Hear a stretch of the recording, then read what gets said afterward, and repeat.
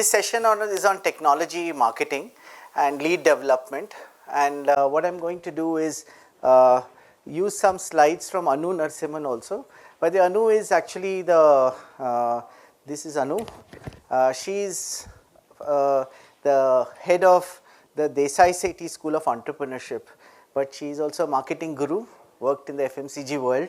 So we had requested her to speak more about FMCG, the kind of general marketing advice that she would have. So, but let me try and fill in for her today. She is in the US, so she couldn't make it to this program currently. So let's talk about, so I have given you a little bit of an overview of all the roles the TTOs may play, a given TTO plays, and you could break it up in different parts. As I also told you, this part is IP protection, this is valorization, this is tech marketing and transactions, and venturing and other routes to market. Now, many of you are doing this, very few of us in the tech transfer office do it, but maybe in the institution you do it, okay, in the valorization side. Sometimes the director has a fund or a vice chancellor has a fund for proof of concept, which you may be utilizing. This is what you are going to talk about in this particularly technology marketing and advancing a lead closer to deal making. I am going to pick on some things we learned from the startup world and also from just business management, where a lot of literature exists on how sales is done. Okay, and the last part, venturing, we will hear more about tomorrow as well. I just wanted to point out that for the tech marketing part of it, here are some key skill sets that are very useful. One is what is called value proposition analysis, okay, and there is a method to it. Okay, how many of you are familiar with a value proposition canvas? You are familiar? Okay, anybody else? Okay, so there is something called a value proposition canvas. I will talk about that. It gives you a little bit of structured thinking in terms of how value proposition analysis is done, and that forms the heart of your marketing exercise, because you are essentially telling your customers what is valuable, right? Marketing and communications, right? Being able to communicate clearly, tell people the story, right? Just storytelling essentially. This lead development process, there is a process to it which has been perfected by the sales guys. Okay, so typically CRMs do that, right? And there is a method to it as well, and that is what is actually useful, but many of us do not do it in our practice. But ideally, if you are really doing tech marketing, you should be using some of that as well. And then your networks, how to network with tech scouts and so on and so forth.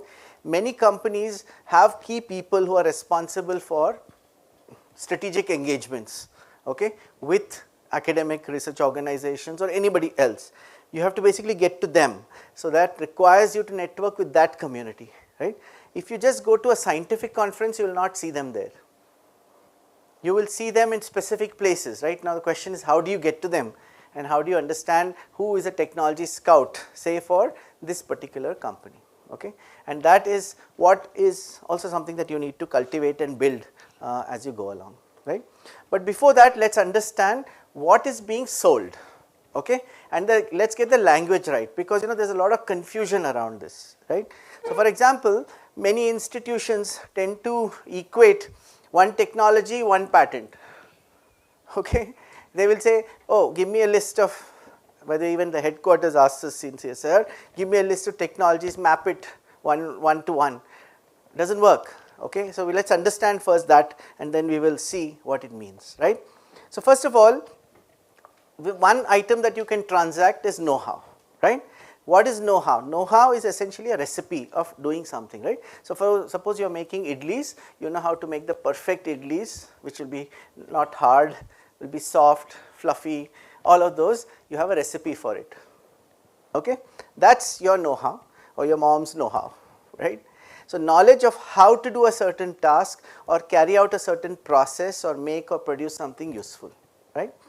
Now this is, there can be two types. One is that it is not it is you can keep it with you, but you can also disclose it under a confidentiality agreement. So, when you do a confidentiality agreement, you are essentially disclosing it under that, right. The second is you can have it publicly disclosed, which is your publications, right. Your publications are essentially public disclosures. For that matter, even patents, after they are over, in the sense the life is over or it lapses, becomes a public document. I mean, it's available for anybody to use. It's publicly disclosed 18 months later, but you can practice it freely after the life is over or the patent lapses, right. This is the know-how part of it. This is, you think of this as a superset, okay. The second thing you can transact is a patent, right. Now, patent is not the recipe, okay, please do not confuse that.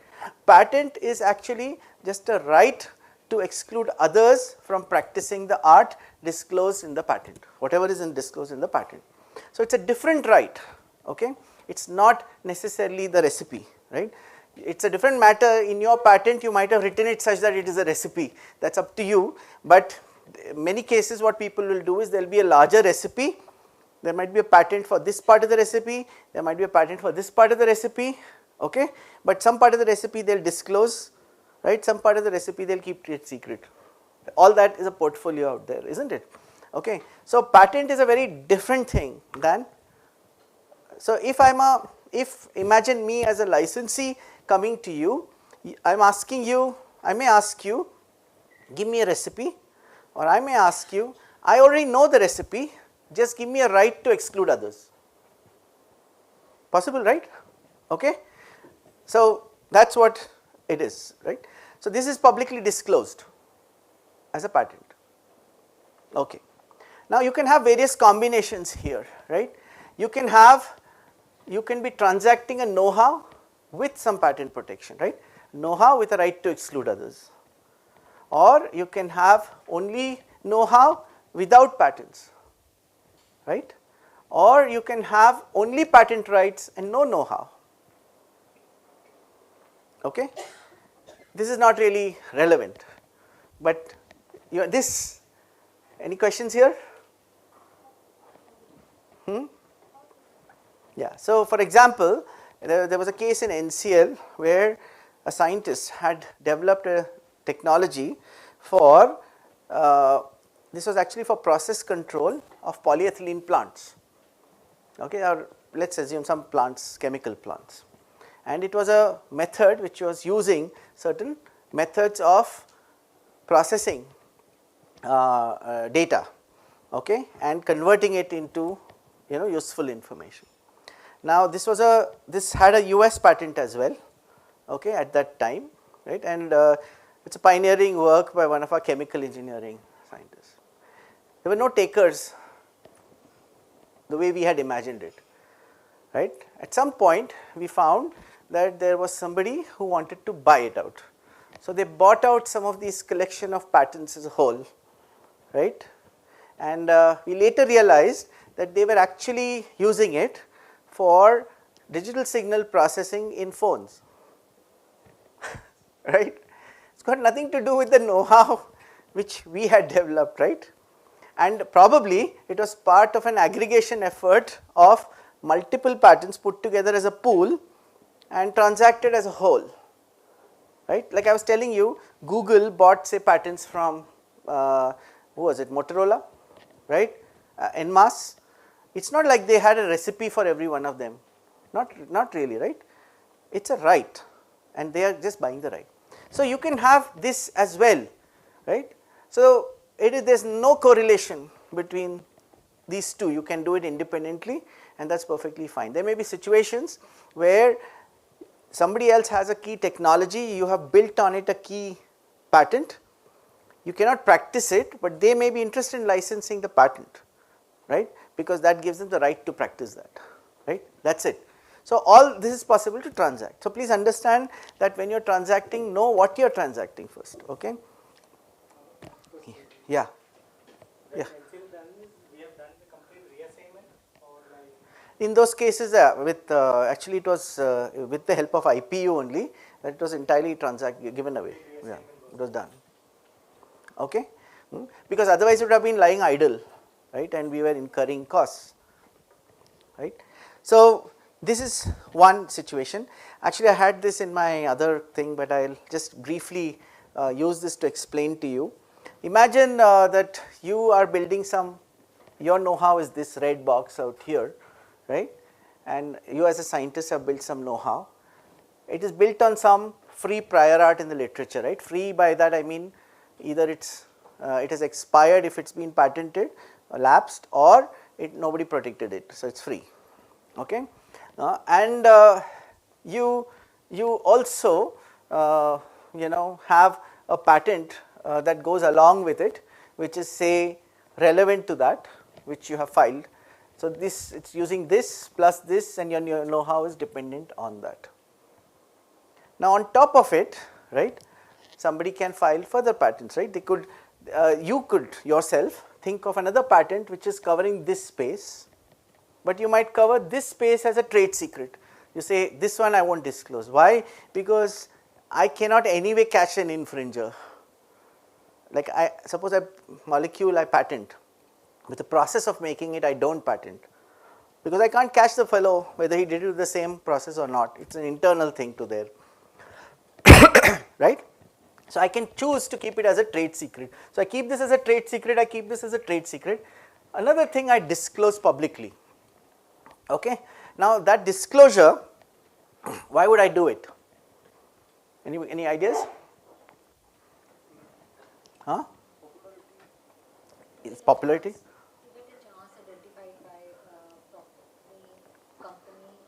To get identified, but your patent will be in the visible domain, right? This patent will be visible.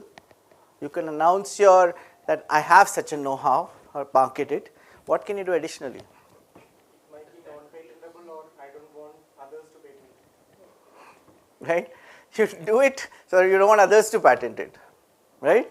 So in fact, IBM used to have a full database of such disclosures, right, which they by the way have a very large number of filings. They also have a database of all this thing they will disclose intentionally so that nobody else can file a patent on it. Okay. So there is a strategy behind doing this, and one should understand what one is transacting. So you could have a cluster of a portfolio of assets which you can transact, okay. So what is being transacted? It could be a know-how. You are assuming that there is freedom to operate, okay, but as Ashley said, don't give any assurances, okay, that will increase your liabilities. That's for them to figure out, right. You could offer a right to exclude others.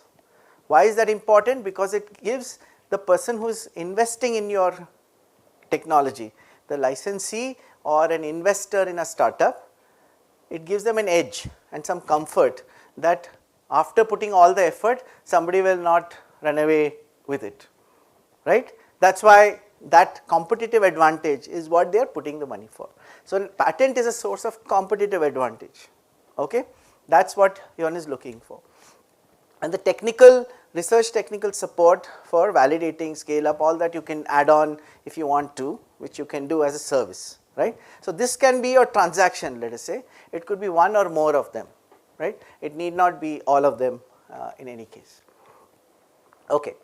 So let us understand also why this value proposition is important, and there is also you have to, I will give you an example of this. So if you look at how inventors describe a particular idea, they will tell you, that, oh, this is different, this is unique, people did it that way, I did it this way, I am the first to do it this way, this is the latest science, this is, I have used CRISPR, I have used maybe click chemistry, that is what they describe to you. They will describe features, right. I have used this is the fastest reaction possible, or this does this best, this has a maximum property in this, and so on, right. And of course, oh, this is something which will get published in Nature, maybe, peer recognition is important, right. So inventors describe that in these ways, but very often what we see industry wants to hear is very different. What do they want to hear? What is the benefit to the industry or to the end user, right, okay. What will be the rewards that they will get? It is not even you have a faster process. Why does it matter for me is what they are asking, right? What difference is it going to make to me? What difference is it going to make to my end customer also, right? And more importantly, how do the benefits compare to the alternatives, right? It is not just it is better, compare it and show me what is different, right? So, the value statement always goes with alternatives, it is not without alternatives, okay? You have to compare it with alternatives, you have to compare it with credible alternatives. You can't take the worst product in the market and compare it with that. That is not fair and it makes your analysis not credible, okay? Which by the way many people do, right? So, what they do is they look at the worst situation and say I am better than that. That is not good enough. You have to look at the best alternative available and compare it with that, okay? You are also looking at risks, you are looking at costs, right, and the business impact, right. So, this is what industry, your taker wants to hear, they are not interested in this, right. So, one of the keys in value proposition analysis is to talk about this thing on the right, and how do you get to it is the key question here. So, we did a process innovations in pharma session as TechX, we keep doing tech showcases, right. So, this particular one in pharmaceuticals and process innovations, we would hear inventors, and I am sure many of you would understand, they will talk about whether we had CDRI and CL technologies in it. They were talking about minimum number of steps, atom economy, right, which is for sustainability, right, and continuous flow, right. So, these were the kind of buzzwords we were hearing.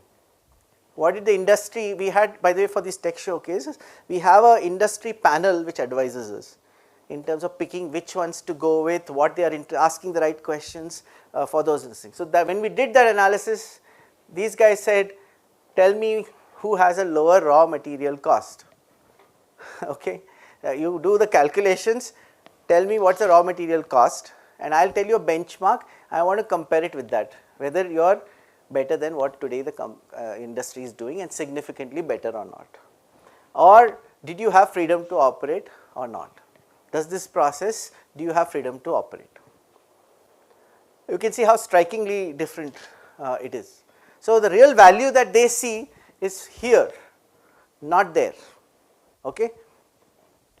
Okay. Now, when you are transacting this, you have to think about in technology, see when you are doing a product sale, you have a customer and you can think about what the customer wants. Here in technology, you do it in two levels, right. The first level is the licensor giving it to the licensee, and you have to compare it with the alternatives the licensee has. See, your licensee can go to IIT Bombay, okay, or to CDRI and get a license, it is an alternative, or they can go to some US company and get a license, or they could just say hell with the license, Chinese product is good enough, we can start, isn't it. So, they have multiple alternatives as for raw materials and so on and so forth.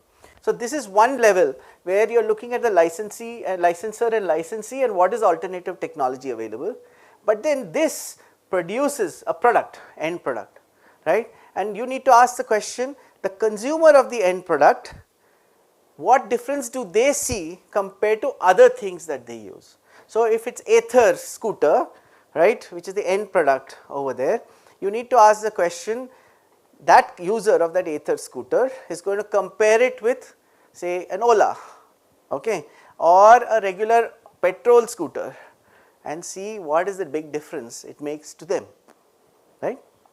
Now, that same technology may have multiple use cases, end user, the use case 1, use case 2, right. Then the alternatives also change, right. Suppose I do a battery technology, right, my use case for scooter, two-wheeler and three-wheeler are very different. The competitors are different, the alternatives are different, therefore, the value creation is different for both these cases, okay. So, and as an example, when we are looking at some of our technologies which are talking about range extension and so on and so forth for vehicles, we find that you know, for some people it is just about the real value proposition for them is, can I do a whole day's trip as a delivery person, can I do a whole day's trip with a single charge, right? So that's for delivery person. But if my use case is me coming and going to office and back, my situation is very different. Range may or may not be as important because I just have to go back and forth some limited number of kilometers. The delivery guy has to do 200 kilometers a day, let's say, and he wants to do it in one charge. So his requirement is very different. I may not need a range extender, other guy needs a range extender, right? So the value proposition depends also on the use case. It also depends upon the competitors and alternatives for every use case. Okay, so analysis has to be done for every use case, for every thing. So that's what we do when we do some of this analysis as well. Okay, yeah. This value proposition also depends on the market where they are placed.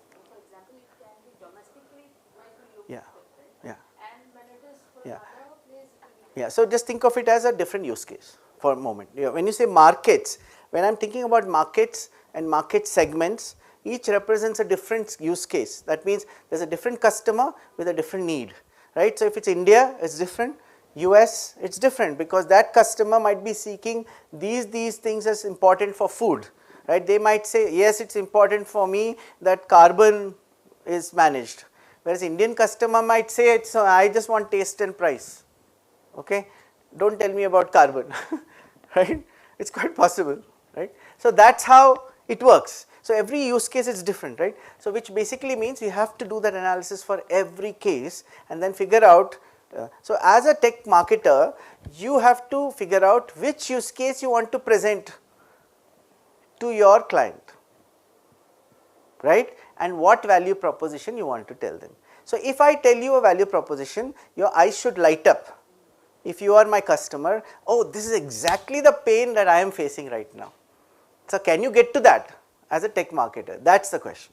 Okay, and this is what all our startups also end up doing, because they have to light up the eyes of the the end user and the investors as well, right? Okay, now this section is actually slides from Anu.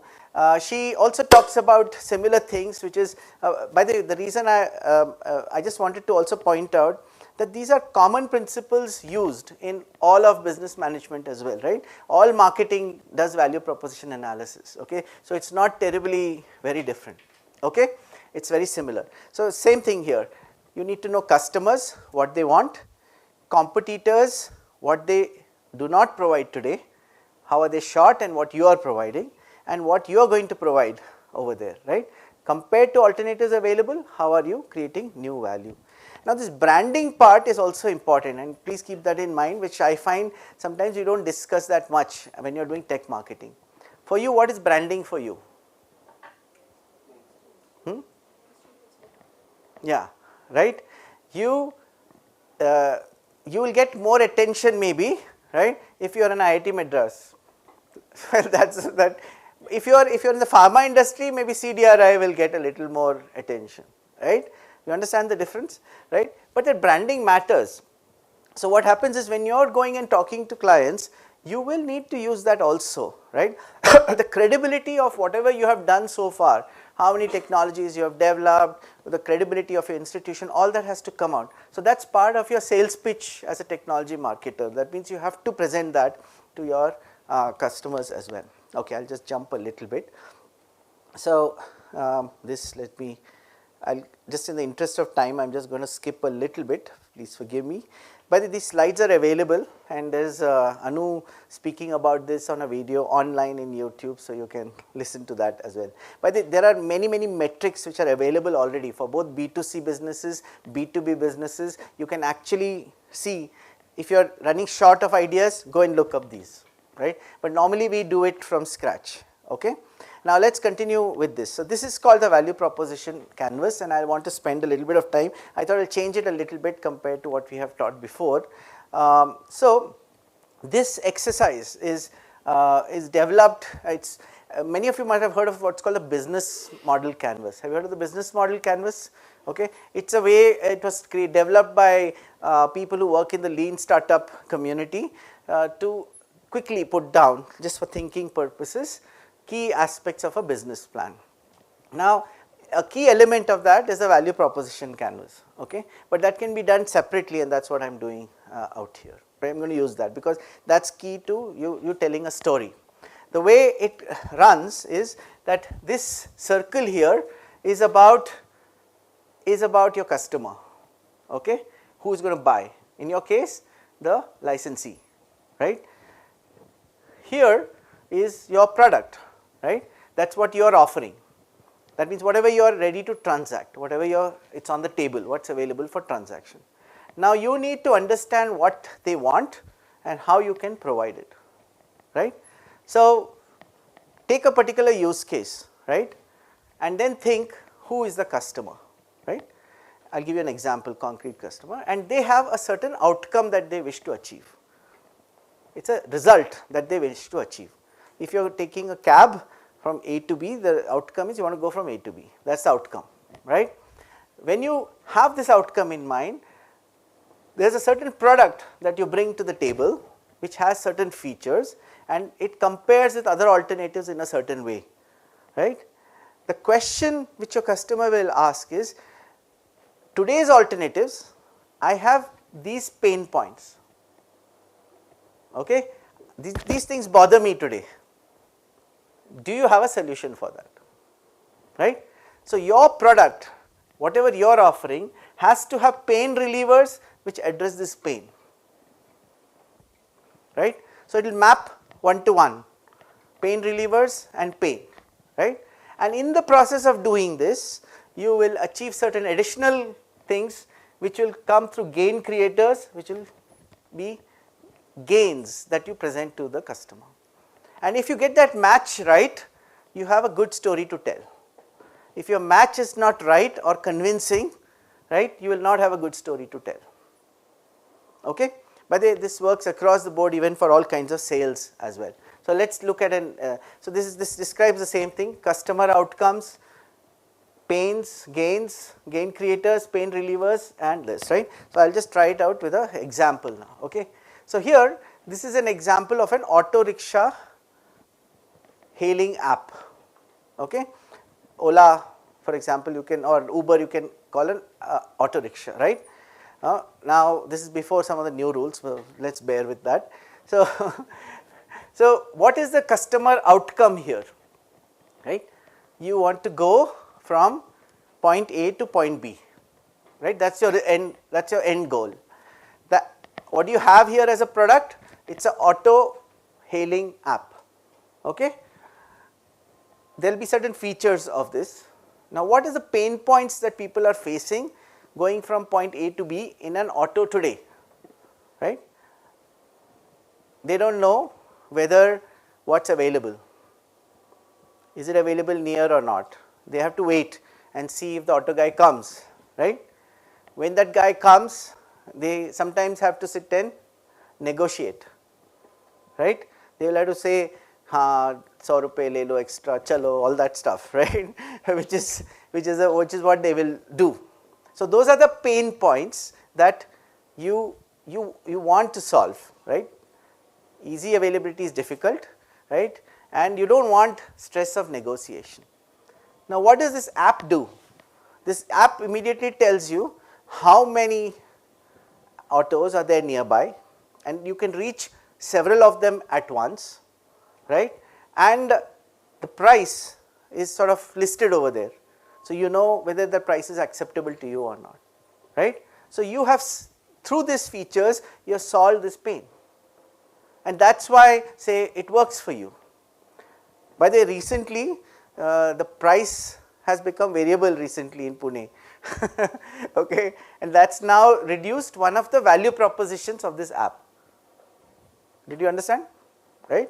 So you still use it because you can still get this done, right. But if the auto guy surprises you saying ki, price is this and not that, even if he is willing to go with the meter one, that is fine, but if he charges you more, that is still negotiated today, right. That has reduced one important value proposition. Now while you were doing all this, you discovered that, oh, I actually am getting, I can charge for one way only, okay, and the estimate is based on distance, right, which in some cases it is not, right. Meter hai to theek hai, but otherwise it may not be, So, in the gain, the additional gain the customer has got is a lower end fixed price. Okay. So, this has captured for one use case, which is a customer like us going out and hailing an auto, right. That is one use case. But you know this app has others, like Uber has other use cases. The use case value for another set of customers will be very different. Auto versus car might be different. Long distance versus short distance, the value proposition might be different. Okay. So, you have to actually do this analysis to understand where is the value proposition the strongest. Okay. And many of you might have heard of product market fit, right. Actually, if you get this right, you get your product market fit, but of course, you have to go and test it out in the market, whether it is really true. Theoretically, you can get it. Okay. So, this is what this exercise is. Now, this forms the heart of a marketing document. Okay. So, this is what we will use again. I just have a quick exercise for you. We will just do that. Okay. How are we doing on time? Close, right. So, I think we can try this. Let us try it. Okay. So, here is a use case. It is a 1 liter milk pouch. Okay. You know the pouch that you get. So regarding that case study you Yeah. just discussed. Yeah. So for example, if I take the specific case of auto driver, Yeah. so people tend to call them the running auto driver by calling them also. So does it make or does it have to be included in this value proposition somewhere? No. So go strictly by which is the use case, who is the customer. So let us take what you just now mentioned. No, so let us take that use case, right. Suppose you are calling out somebody on the road, right. What is the issue that you are having with that? Is there a problem?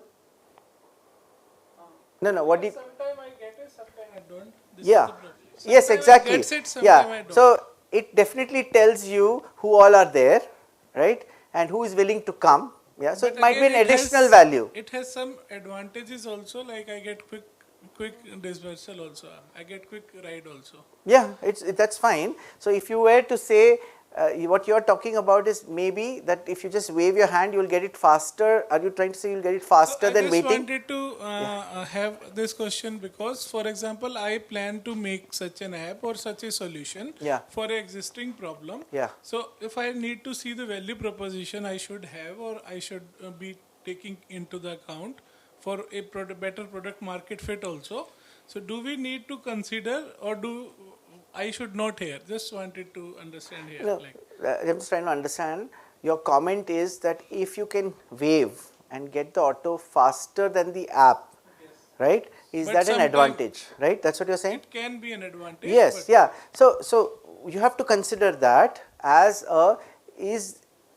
is that if that is an advantage which your alternative solution has, basically what you are saying is the alternative solution of waving your hand, right, has that advantage, right.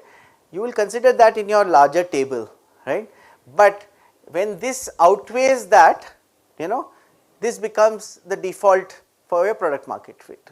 That is all that happens. Okay. Yeah, go ahead. So this is regarding this freedom to operate. Sorry? Freedom to operate, FTO. Freedom to operate. Huh? Okay, this is very crucial, I think, because it carries a legal liability also. Yeah. So how to do freedom to operate such kind of thing? First of all, it doesn't carry legal liability because you as an academic research organization will not warrant or give assurance of freedom to operate. But it may be infringement if our Yeah. technology. So let me explain how it works. Okay. So what typically we do is we will do internally a freedom to operate analysis, but to just be confident in our negotiations, right? But we will not tell our client that we are giving you assurance that we have freedom to operate. Okay. We will tell him, you please check it yourself. Okay. Now the liability for all of that, right, is with that person. It's not with you. Oh, but I am giving a know-how, and if that know-how carries some kind of infringement somewhere in the world, or Yeah, exactly. That typically most of these agreements, they say that it is your onus. When you take this technology from me, you do your homework. Okay. We are not giving you assurances. Okay. Now let me classify, let me just add on to that a little bit. So this is what we as academic research organizations typically do, because we are not for profits who have a larger goal. We do not want somebody suing us for liability which stops all our rest of our operations, right. That is the reason it is not done. But when private companies license, okay, they may be expected to give FTO assurances, right. That is why they can get higher value for their tech transfer than you can, right. A private company may give assurances that the technology works and will definitely work. A private company may give assurances that there is freedom to operate, all that, right. So when Reliance licenses technology for a polyethylene plant from say Unipol, which is Dow or equivalent, they get all those assurances. That is why they pay a fortune, right. So do not be surprised that you do not get a fortune because you do not give all those assurances. But we don't have any kind of like a reference or SOP on this in our guidelines. Yeah. So yeah, it is true, but basically the, as Ashley said, the standard agreements typically have clauses, okay, on these two matters. Definitely do not give any assurances that technology will work, it is up to them, there is risk involved, it is early stage, right, and you will not give assurances on FTO, right. You can say I will show you in the lab what I have done, I will show you whatever I am claiming, but I am not claiming that it will work on the field. Yes. Okay. Yeah. Recently one of our client came to us, Yeah. and they insisted us to write this particular statement in the agreement, Yeah. stating that it's a know-how that we are giving. So they want to make sure that we already have the freedom to operate, then only they will go ahead with the licensing. So how to tackle that? So we do not do that. That is a no-no. You should never assure that, because what you can say is you please hire a lawyer who will do the freedom to operate assessment. We will help them with all the information so that they can do the assessment, right. But you convince yourself, right.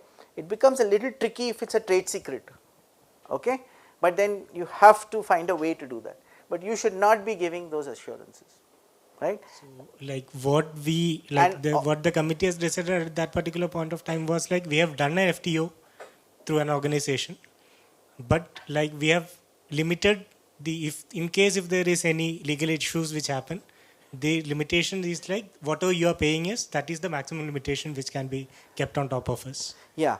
So see, that is called a limited liability clause, okay, which also is good practice, which you should do. But if you give assurances, right, that We didn't give any yeah, assurances. yeah, so do not give assurances, because that can be a lawsuit which is different than your regular lawsuit. See, in all good faith, if things are done, no, then your limited liability clause applies, that things didn't, whatever, right. But if there is an instance of fraud, that is not, that can be taken all the way, right. So do not give those assurances. That, yeah, so that is what we do. So we will help them, right. We might even whatever content, suppose they hire an independent attorney, right, with them you sign a confidentiality agreement and make them do it, right, and then they can give the final report, right, that this is under these conditions it has FTO, right. Even they will put their own disclaimers. By the way, all attorney FTOs also have disclaimers, okay. So let them assure themselves, right, that is a risk that they have to take. Any other questions? So at a research institute level, how we can take out the infringement of?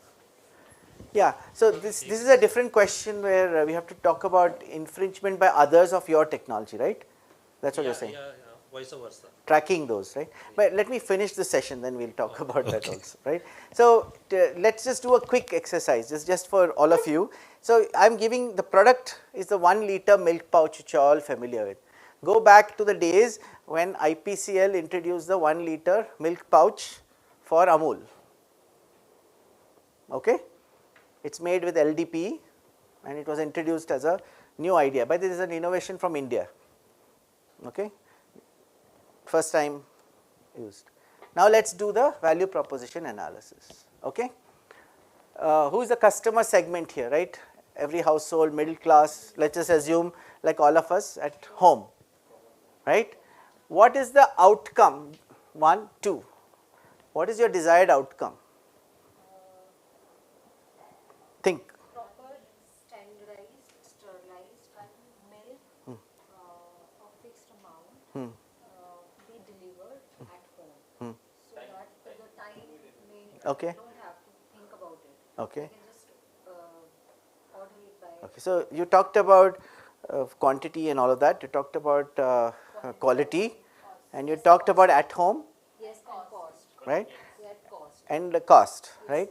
So these are some of the parameters which you have put. So let me stay with that for a moment. There are more, but we'll talk about it, right? Now we'll go to number 3 there. What is the customer offering there, right?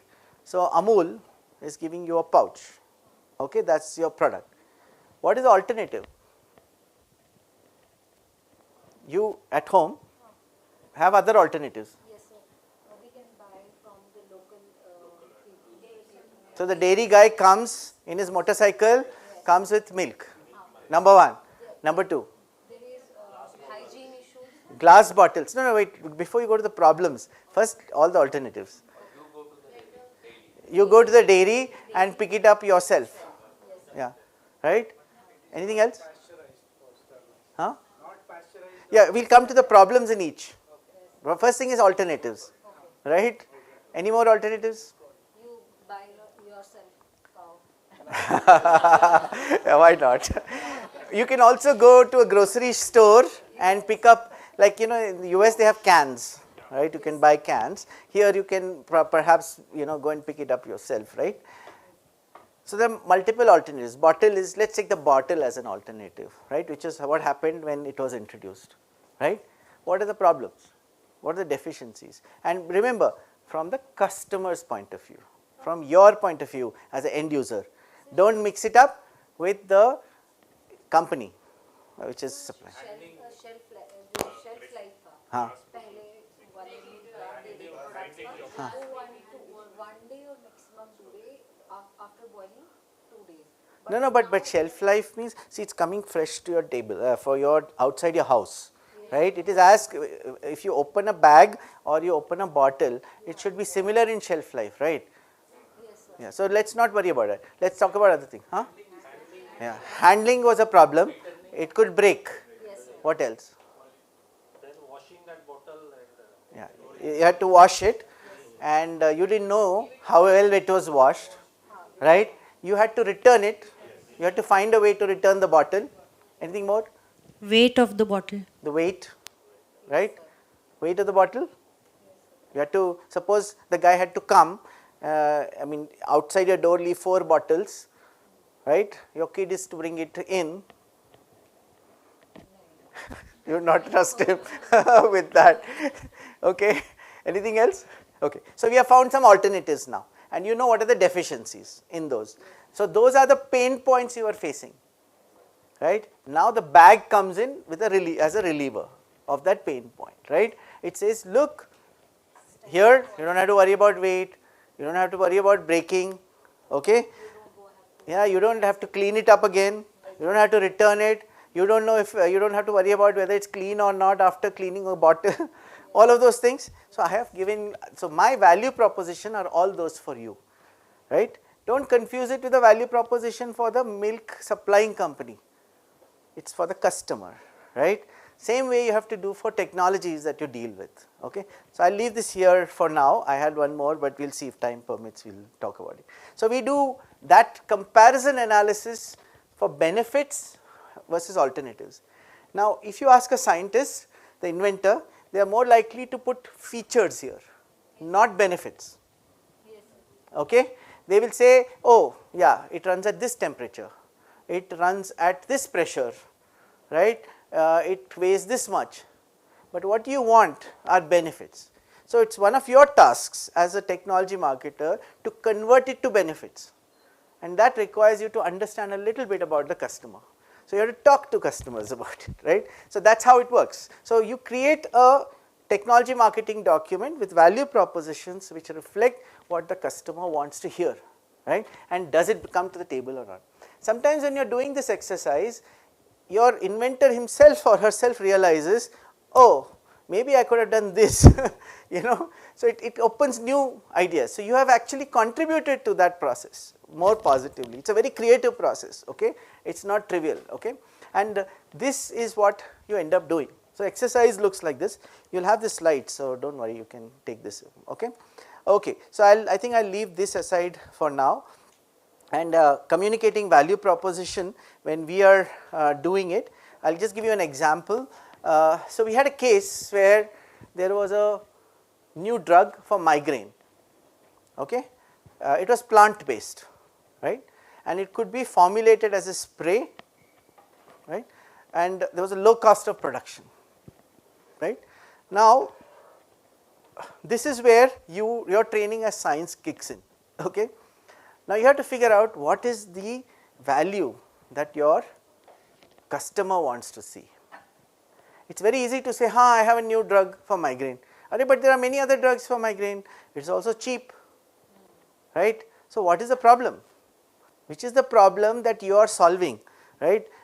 You just have another solution. What do I can't go and tell a guy who has Cipla has already a medicine for it. I can't go and say I have a competitor medicine for you, that is it. You can say the medicine will take some time because it has to go through the. Okay, so you have identified one possible thing which says the time it takes. Yes, sir. The spray Yeah. will immediately. So, let me show you a little bit of what what people might look for in this, okay. So, typical licensee company for this medicine will look at some of these things. One, they will ask what is the data you have for efficacy against alternatives, or and the two use cases. One use case, prevention or precaution. That means I am going to get a migraine, I do not want it, I am going to stop it. Second situation is I have migraine and I want to stop it. You understand, these two are two different use cases, okay. Just imagine if you were needing those, what would you do, right. The second one, you will pop a pill immediately. First one you will think, should I not, right. It is a very different use case, okay, and the way you would use it is also very different. For example, you may not be okay with an injection here, but you might be okay with an injection here, right, okay. So, the use case is different, okay, and you need to figure that out. So, we did that exercise, right. Then they will ask you about safety, side effects. It turns out that many migraine medications have severe side effects, okay, and we dug up all of those, right. We knew this happens over there. They will ask you about freedom to operate, because this is a heavily contested area, for it is a high value area, right. There will be questions about patent protection, strength and life. How long do you have patent? Because if it is a new drug, right, I hope all of you know, in drugs the first 12 years goes in just getting it to market, last 8 years you need to make money. Now, if you have filed a patent and you are sitting and doing nothing for 3 years, you have actually reduced your money making time to another 5 years only, and that person has to invest so much in order to make money in the last 5 years. Yeah. I have a question, and it is specific to CSR context. Yeah. Please excuse us. Yeah. Our Knowhow agreement, the first line which is stated in that is like, we have developed this and we have complete ownership of the IP over it. So, can't it be interpreted as like we already have an FTO? No, no, it does not.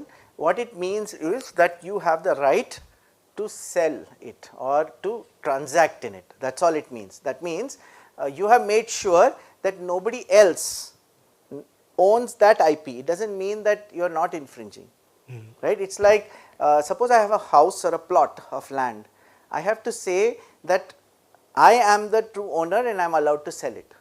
Okay, it is not. I'm not.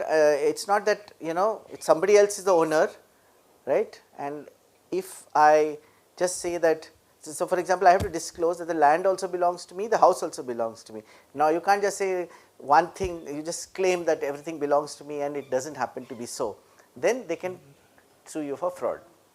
So, but the statement very clearly states, like I'll read it once. We are in full possession and have full intellectual property rights as detailed in the annexure. Yeah. So whatever IP that we have secured, right? We have. That's all we are saying. Okay. It is the ownership dispute is not there. If there is an ownership dispute, you have to tell.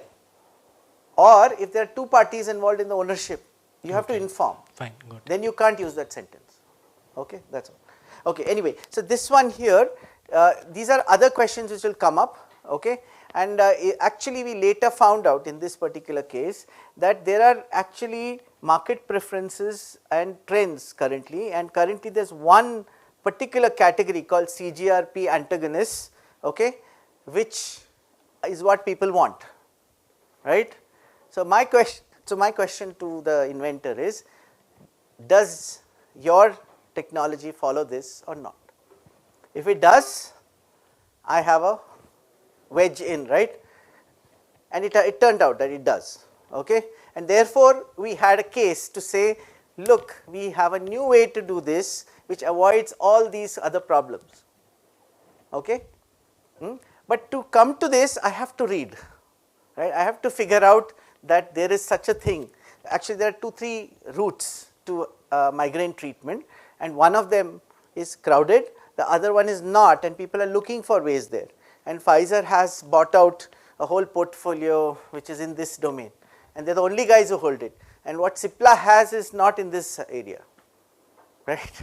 So once you know that, you can then go to them and say, I have something which only Pfizer has and I have an alternative to that, okay. That has more value. So then you have spotted, so the value proposition has now come to that I have a portfolio which is in that hot spot, okay, where I have a IP which you may want to have, right, and therefore I have a better story to tell, right, understood? Okay. So technology briefs is something which I think all of you might have seen. These are simple documents which articulate basically the value proposition. So you set up the base and say what value it brings to the table.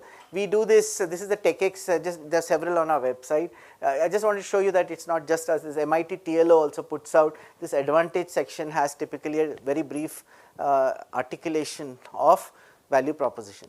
Okay, the value proposition comes there, and that's what you typically speak about. We also put things on social media for publicizing and so on, so forth as well. Let me come to the last section on generating leads and progressing it along a sales funnel, right. So first part we talked about marketing. Now the systematic process of creating leads, okay. How do you create leads for each of these technology things? By this again Anu's slides. So if you look at sales, typically they have this process of a sales funnel, okay, and the sales funnel typically starts with, you identify who could be target customers, you will generate leads, then you would qualify those leads, they call it lead nurturing, you will nurture the leads until say they are willing to come and visit your organization, hear more about it, want to spend some time talking to the scientists, otherwise it's just they're not really interested, right, and then they're willing to talk about a deal, and then finally you come to some kind of deal closure.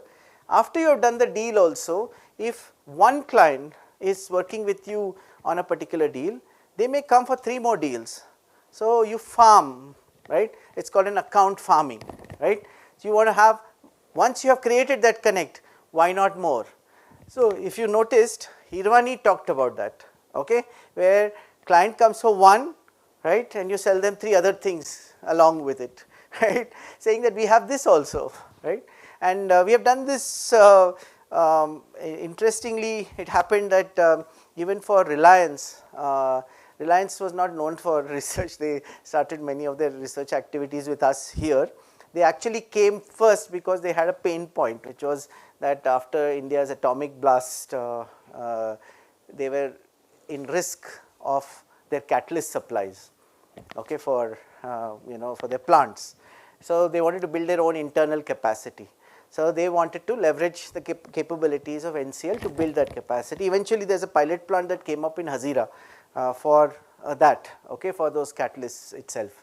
When they came, Dr. Sivram also got several of our other scientists to pitch, right, that we can do some things about your products also, right. We can do some things for your polyethylenes, polypropylenes. Today, what we sold them was that today you don't have a fingerprint of any of them. They had just bought the technology, right. So they knew that you do these parameters, you will get this. But when the problem happened that this does not work, say in casting a film in a certain way, or there is a smell coming, right, they would not know what to solve, besides calling up the licensor and saying aisa problem hua karke. And by the way, these are all 1 million tons per annum plant, each of them. So what will you can't even tinker around easily to change anything, okay. So you need to do a mapping. We wanted to do a fingerprinting to understand what exactly is happening, okay, in each of those cases. And actually NCL did this over a period of time, over almost 10 years.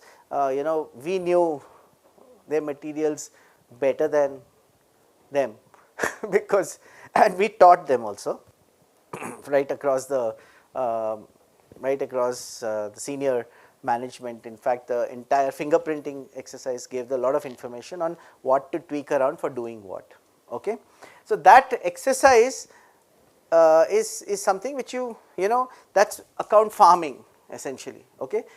Now in many cases we have also done this, that we have done umbrella agreements, right. So you have one client, that they can come again for other projects, you do umbrella agreements so that every time you do not have to go and get everything vetted. So you get all the legals sorted out, right.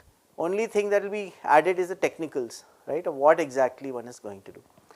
That said, things have become more bureaucratic these days, but I just want to tell you that this was all possible, and it's been done before in the NCL context. So I think I'll skip a little bit here. But you can classify customers in many different ways. We do all those customer classifications for companies. B2B you do for companies, B2C you're doing for consumers essentially. As I told you, when we are doing technology, we have to think both. So suppose it's a technology for say making an ingredient for toothpaste. I need to think of the ingredient, but I need to think of the toothpaste also, right, as a technology marketer, because I need to communicate what difference it will make, that ingredient, to the end user, right. So Colgate is say interested only in what the end user wants, but they are going to buy say an inorganic pigment, a bioglass, and that is what I can make. Now I have to sell the bioglass to an ingredient manufacturer for Colgate, so that Colgate sees value in selling it to the customer, right, okay. Now that whole chain I have to understand what is the value I am creating, okay. I think this is fine, let us continue with this now. So here is an example, right. So we when you are doing marketing, tech marketing, there are two broad ways people tend to do it, right. One is what I have written down as spray and pray, right, which basically means you tell the whole world we have this and hope that somebody will come and connect, right. By the way, many of us do this, right, website, portals, online, social media, mailing lists, advertisements, all this is of the same category, right. What we have learnt is that this works very well if you already have a good reputation and in the sense, if people are tracking you, then yes, it might work, okay. The track records matter, trust matters. So if MIT is putting out a technology, people will be more curious. If XYZ is putting it out, they are not. So what works better for most people is targeted marketing, which is on the right here. This targeted marketing involves primarily identifying who are the decision makers in identified companies. Now here I think probably Hirmani only said that it is not the head of R&D, okay, that you want to contact, because the head of R&D will actually see it as a threat sometimes. What you want to see is talk to somebody who really wants to make a lot of money, not just save their lot of money for the company and not necessarily save their job. Okay, so you want to go to the business guys, to the founders, right? So this is where the networks matter. So for example, I have seen that some of the networks of even directors of NCL have mattered, where they can talk one to one with the founders, right, or key people, saying that look, this is what we have, are you willing to listen to us, can you give us a hearing, right? That getting that hearing is quite important, and that's what matters quite a bit. Referrals from industry experts. So if you have a panel of industry experts and they refer you saying that so and so has this need and looks like there's a good fit, that's a good way to go about it as well. You can do industry specific showcases, and we have done this, which is we have got for example that process chemicals one, we almost had 60 plus industry professionals participating in that showcase, okay, which because it's industry specific. If it was very wide, if you say I will run a showcase for Niri, right, it may or may not attract the same kind of crowd. But if you say I am going to do a showcase for water technologies, right, or things like that, it will attract a whole bunch of people which are focused, right. They know that they don't have to listen to 3 other presentations they are not interested in. Okay. Articles in industry magazines. So we followed up this process chemicals thing with an article in IDMA, okay, which is a Drug Manufacturers Association's bulletin, right. Trade shows, industry conferences and meetings with companies. So networking, so then your personal networks and understanding industry needs matter a lot when you are talking about targeted marketing, and this is probably a little more effective when it comes to doing that. By the way, the US data shows that the majority of the leads, right, come from inventors and their networks themselves, okay, not necessarily from even the efforts of tech transfer offices. It actually comes from just the inventors networks. So it's good to have a kitty to send inventors to meetings where they can pitch. Okay, so inventors networks matter a lot, right. You can also find out, search for known players in the field. How will you find out the known players in the field, right? You could be looking at, who are the existing industry players, but you could also be, for example, searching people who are filing IP in that space, right. You also might hear about people, news items saying we are entering this space, okay. So we track newspaper articles, and you can see that so and so this group has entered this, right. So Praj, for example, has entered biochemicals and biomaterials, materials from biological sources, right. PLA, polylactic acid, for example, is something which Praj is interested in. That is a news item which you can see and then see, oh, would you be interested in this? Leveraging personal networks of senior professionals in relevant industries is very useful, okay, and we use that to bring in a small team of 3-4 people who are willing to help us out by saying, can you give us connects? We ask them for that. So that helps quite a bit. They also give you insights into what the industry really cares about and who in that industry might be interested. You will not come to know that so and so company is going in this direction. Very often it's very difficult for you to find out, but they would know because they have a more detailed understanding of the industry itself, okay. Concept selling to founders and board members also works very well. This is an example of a showcase we had done. Our team had done these one for skin, sustainable ingredients for skin and personal care. This is from TechX here. Green Tech, this is an example of one technology. This YouTube link goes to the pitch. By these YouTube pitches, the pitches are there online, so some of you can look at it. It tells you what the pitch looks like. By the way, the pitch sometimes is done by our team members, not the scientists, because we want to keep the focus on the business and not the technical details, and we bring the scientists for question and answers. Okay, that's how we do that. So methodology is primarily about that, with a direct focus on value proposition, in terms of what value proposition do you bring to the table, right? Anybody knows what cetearyl alcohol is? Green technology for synthesis, biosynthesis of cetearyl alcohol. Yeah. So all of you have seen, Vaseline creams which you use for moisturizer. Those have cetearyl alcohol. Okay. Now, what do you think is a value proposition here? Green technology for biosynthesis of cetyl alcohol. It's not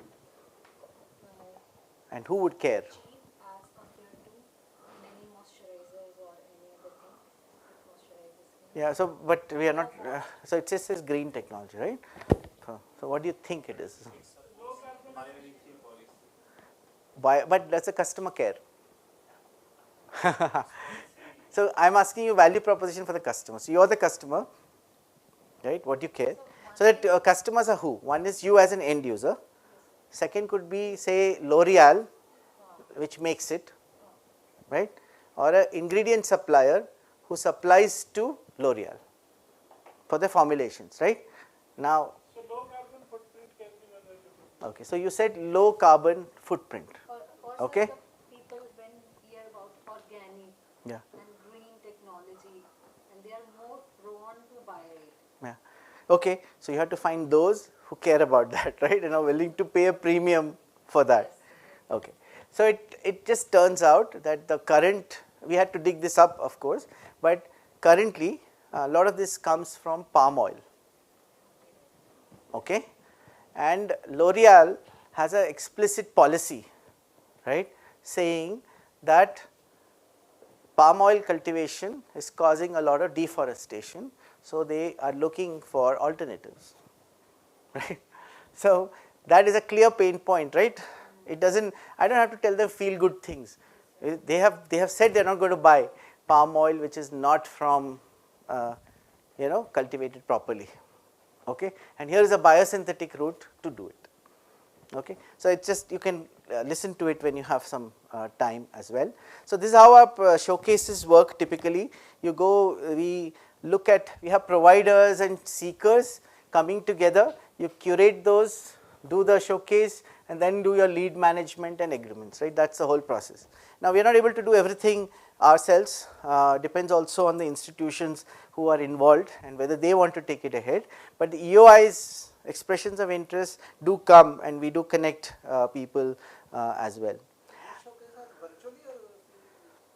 Yeah, so we have been doing the showcases virtually online, and it's on YouTube as well. The reason we do it that way is it's not possible to bring everybody, all the industry people you want, to one place. But if you tell them that we only want so much of your time, everything will be just 10 minutes and you will get to see all of them in, say, 1.5 hours, 2 hours, they are willing to do that. And we wanted as much participation as possible, right, rather than bringing everybody, and it costs money, we won't be able to do it anyway. So we have done it online, right, and participation is quite good. There's no problem with that. You have got EOIs also, which people have to, of course, convert, right? But yeah. So but the case might vary from segment to segment. For example, it might be easier in the reach of chemicals and other Yeah. industries. Whereas food is concerned, like, Yeah. normally people's approach is like food is something that every day we eat. Yeah. So there, the approach is completely different. Be it a small or a bigger segment, the thought comes in like, the investment. Why? No, it depends upon who you are catering to. Okay, so for example, in functional foods, right, there are many nutrition companies, ingredient companies who are there, who you can invite for functional foods, which you do, right? Yeah. If it is slightly different, and you think it's something which startups will want to do, or small businesses will want to do, SMEs, micro small enterprises will want to do, cater to them. Why would they not come and see, right? No, sir. I understand the point. The Yeah. point what I am trying to say is here, sir. The thing is the approach on investment. Yeah. So some startups are ready to invest because they are in their initial stages. The risk taking is easier, and moreover, they think it as a calculated risk. Whereas an established organization, they do a lot of study, and even when they know the potentiality of the project, they still have the concern on the money. So it is like there. The question is like how it can be done. No, by the way, everybody has a concern on the money. Yes. Okay, Yes. it's not different. In fact, resources are far stretched out in small companies. True. What happens typically is that in small companies, the decision making is faster because Yes. the founder just takes the decision and closes it. In big companies, there are layers, right, and that delays the whole process. That is what we see typically happening. But so the trick is to find the right decision maker, right, or at least the number 2 decision maker to get to, right. So you have to get to that right person. How will you get to that right person? Suppose it's Amol, who will you invite from Amol? Or Britannia, who will you invite from Britannia? And how will you figure that out? The board of people who decide on the strategies of but the their board business. members may not be directly relevant, Available, right? yes. But the question is, so they will have somebody who is for strategic businesses, That's what. okay, or investments. Question is, how do you get to somebody on that team, right? And how do you know who to contact, right? Now that typically happens a reverse way. What you do is, if your director knows somebody on Britannia's board, you ask them, can you please recommend one of your colleagues who is responsible for this to participate, And right? sir, in that process also, Yeah. some that level of interactions happen, but with due course of time they fade away, and then after some time they come back. But money still makes it a point of discussion, and sometimes after 6 months of discussion also the project gets closed or shelved. Yeah. So, So see, you're talking about probably the negotiation process, right? Yeah. Now the negotiation process also, see, if you look at it, I think both parties are to blame, right? Even we are slow sometimes in closing the deal. So the question is, first thing is that when it is very urgent for them, if you don't act and close, you lose that opportunity, right? And that's what very often happens. I know we have constraints, you have to send it to Delhi or whatever that might happen, but we still have that, but the India ones we should be able to close immediately. Why is it that it should take you even more than a week to close? Why? I mean, I'm just asking, like, why do we take months, right? so It should not. there is another perspective here. Yeah. Being on the industry front, I have been in industries also. Now Yeah. here, sitting in both sides, I know the pros and cons. So here, the approach, my mind still works from the industry side. Yeah. So the faster the thing that you want to close it up also, it is not a tech person I will be working on the ground. It is the scientist who's going to work. They should be comfortable to work on that. Yeah. So that is where the lag comes in, is something that I feel so. So Because the business understanding from the scientific front is not there much, is what I feel. Yeah, but tell me, when you're licensing a technology, it's a business decision, right? Yes. It has to be adopted by the scientists, technical people, Yes. but it's a business decision. Yeah. If it's a small company, typically all of them get together and take the decision very quickly. Yes, sir. Big companies, it gets layered and goes up and down and so on, so forth. That's the cause of the delay. So question is, how do you bring that to a little reasonable front? I'm not trying to tell you that you should try to close it hastily also. There is a value in keeping one layer at least. But that said, it should be something which can be done. Okay. Very often the authority is not with the head of the tech transfer office. Okay. That also causes problems. Sometimes it is also a lack of understanding of the terms, right? The terms are not understood well enough, so there is a discussion on those which are completely unnecessary. So by the way, I'll tell you what happens sometimes with some of our startups. There will be a lawyer on that side of, say, let's take a deal, maybe an investment decision. The investor has a lawyer, the startup has a lawyer. Okay? Their job is to figure out the clauses that will work. Yeah. So they will suggest to each other the clauses and they will do it.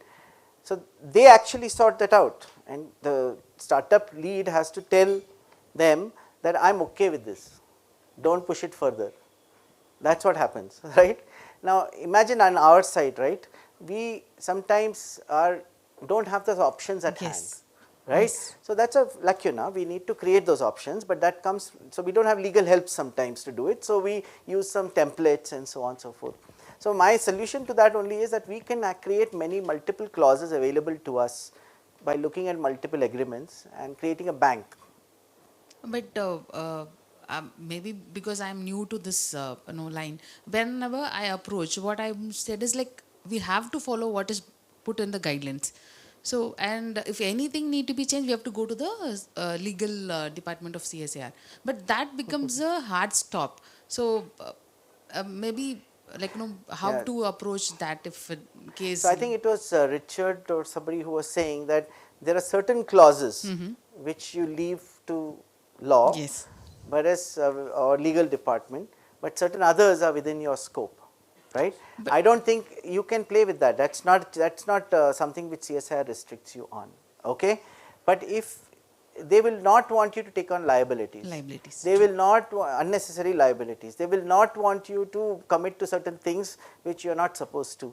Those are fine. They will not want you to work with certain types of clients. So, but most okay. of the industries work on those lines only. No, but those are non-negotiable. Yeah. So they have already told you. So, but guidelines are not to be taken as written in stone for, say, the licensing terms or the rest of it. It's only for certain legal things. Rest you can justify. Okay, that's what typically we have done. Got you it. can comment, right? So both Santosh and Hari there do this on a regular basis. So you can ask them as well. Okay, I think we are coming to a close here. We have recently also been looking at another program of BIRAC called ETA, where we have identified partners for about 6 technologies, and we have about 9 partners for that identified. What we learned along the way is that we should look, when you are looking at targeted, when you have a technology and looking for a targeted approach for clients, you should also look for people who have interest in the end product, okay, if it is a process technology, people who use the same raw materials, okay, people who may wish to vertically integrate, people who have already the capex in place in terms of equipment capabilities that is needed, people who already have invested heavily in the market space in marketing and sales in those related end markets, and those who might be investing in related themes, right. The contacts of investors, and you pitch the whole portfolio to venture studios and so on and so forth as well, right. So just don't look at only, you can look at various parts of it, right, raw materials, end products, markets, who could be interested, and then go after it as a whole. Okay, so this is just something which Pragnya has put together in recent times. These are the kind of funnels which we have created for some of the, we have been scanning a lot of technologies, so you can see there are about, at the top of it, it's about 270 plus expressions of interest finally coming to these many closures. Okay, so all I want to tell you is that funnel is, first thing is the sales funnel process can be followed in tech marketing and creating deal structure, deal flow. Second is that funnel will be steep. Okay, so you need to do enough in the top end to create a few at the bottom, and the targeted marketing approach works better than the spray and pray approach. Okay, so I think with that we are done with this session. Okay, any questions? Right, in time, I think so, little ahead. Yeah. There was one point where you spoke about this know-how. Yeah. I've written it, just a moment before I forget it. Right to exclude others. Can you, maybe some of them or most of them I understood. Yeah. No, I was just didn't get saying that point. that a patent is basically a right to exclude others from practicing whatever is covered by the patent, right? That's a different transactionable item than the know-how. Okay, so typically, there's a lot of confusion on the terminology itself. People call a patent a technology. I mean, it's not so. You can have one one piece of know-how which has say 4 patents which are covering parts of the know-how.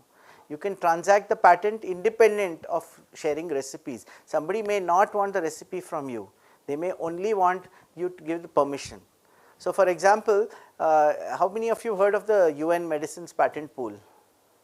CDRI folks must have heard, right? So, if you have heard about it, like recently during COVID, Merck licensed Molnupiravir through the medicines patent pool to generic manufacturers in India. Okay? Most of those manufacturers already had the recipe. They didn't give the recipe, they just only wanted the patent right? So, through the UN medicines patent pool, they provided the right to practice, to allowing them to practice it, okay? That is it, okay? And with the limitation that they cannot compete with Merck in the developed world. That is what the UN medicines, but they can practice all over the rest of the places and practice it, right? So, so that is a different that is a different item to sell or transact than the know-how itself, okay? Yeah, that is all. Yeah. Regarding that milk pouch, when that LDP material is suggested for the milk pouch, Yeah. whether any thought has been given for the disposal of that particular item actually? Okay, actually, I was trying to get Dr. Sivram here. You may not know, but Dr. Sivram, the ex-director of NCL, was previously the head of R&D for IPCL. Okay, when this was done, right? And this was during Kurian's, Dr. Kurian's time, right? Yeah. So, see, any technology that is created, one cannot anticipate all the possible problems at that time. But I should also tell you that you may not be aware that if you collect LDP well, right, there is a pretty good recycling network for it. Okay? Have you seen all those blue tarpaulins? That is all LDP, right? The ones which you see bluish because of which are used to cover up things, right? So, that's why all the prints also, most of them are blue, if you have seen, for most of the milk pouches as well, right? So, they just mask it with putting more blue color. No, so this polyethylene, whether what to do with the waste is something which was not definitely thought about at that time, but I must tell you that in many scales polyethylene is actually a very clean material. There is very little effluence and waste created in its production, okay, and it is actually recyclable, right. The problem is not with its recyclability or any other thing. The problem is that we litter, right, that we throw it around and then collecting it and putting it together is the problem, right. Otherwise, if you do a life cycle analysis, certain even biodegradable polymers are not better than polyethylene, okay. So, we should be careful when we are thinking through some of these plastics also. They do serve a useful purpose. If you even the milk business, by the way, it was transformed. The distribution of milk in India was transformed thanks to the pouches, right. So, it's actually a very big innovation by Amul and IPCL, right. In the initial days, the pouches had to be given back. Yeah. On daily basis. Even now we clean it up. Oh, did they do that? Achha, I didn't know that. Okay. Yeah. They used to take it back on the next day after washing. Okay. By the way, I still do it, right? But I can tell you, I am not sure the future generations will do it. No, but they collect it separately. You can sell it separately, you know that. Milk pouch bags sell separately, okay? And they go for those tarpaulin bags, tarpaulin sheets, okay? So anyway, that's a different, yeah, go ahead. Given that there are so many different ways of generating leads, are there any preference like conducting a tech showcase is first step or directly approaching a person is first step? Like, is there any order in which you follow it? See, if I can find a lead to the company directly, that would be my preferred approach, but sometimes it's not easy, right? And you need to sometimes do a wider scan. So you should treat all of these as toolkits. You try out a few and then see. By the way, different things will work for different industries, and different things will work for different types of clients also. Okay. So for example, many multinational companies have identified technology scouts. Okay. So it's easy to connect with them directly. You know them, that so and so. Like I can tell you right now who is a scout for this company, like that, you know, but it's not easy to do for every domain. So it's I don't have a sort of, I would first prefer if I have a direct connect. If not, then try these out. And for technology showcase, it'll be like from the same industry, many people will be coming. Yeah, it's like preferable to do that. That's what I'm trying to say. We have learned that if you try to do, say, one institution, multiple technologies, it doesn't have the same impact. Right? Yeah. Maybe your alumni will be interested, they will want to listen, but not, see, if I was in the industry and I was coming for a 2-hour activity and say 3/4 of them were not relevant to what I want to hear, it's not very productive for me, right? I would rather say just send me a slide deck, I will look at it. It will be useful only if you do it that way. Plus, you have to make it useful for them. So that's one of the reasons I was telling you that it has to be communicated in words which they understand, and don't try to communicate in the typical science that say a scientist would communicate. If you do that, people roll their eyes, you know, they are not interested in that, because they are not there for the science. They want to know what can I do for my company there, what extra business will it create, all of those kind of things. So I think that has to be directly pointed out. So the value proposition has to be communicated very, very clearly, right? Yeah. Are we done? Okay. I think we are, it's 5:30. So ready to close? Yeah, go ahead, go ahead.